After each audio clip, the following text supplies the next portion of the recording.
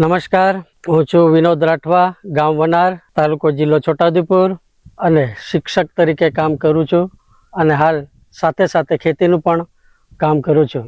પ્રકૃતિ પ્રત્યેના પ્રેમના કારણે મને દર વર્ષે વૃક્ષો વાવવાનો ખૂબ શોખ. આજથી 12 વર્ષ પહેલાં મેં વૃક્ષો વાવવાનું શરૂઆત મારી માતૃશાળા ગુનાટાથી કર્યું હતું અને દર વર્ષે ઓછામાં ઓછા 100 વૃક્ષ તો રોપું જ છું.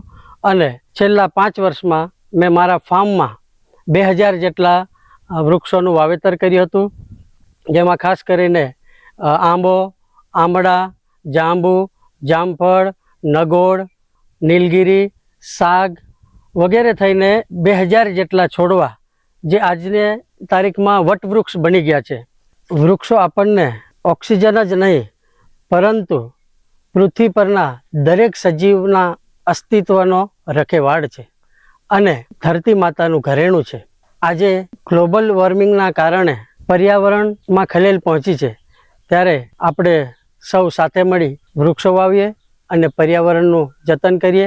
આમાં હું નાનકડો સહભાગી બન્યો છું અને વૃક્ષોની માવજત પણ કરું છું અને સમયાંતરે પાણી છોડવાનું કામ પણ કરું છું. એક મનુષ્ય એક વૃક્ષ.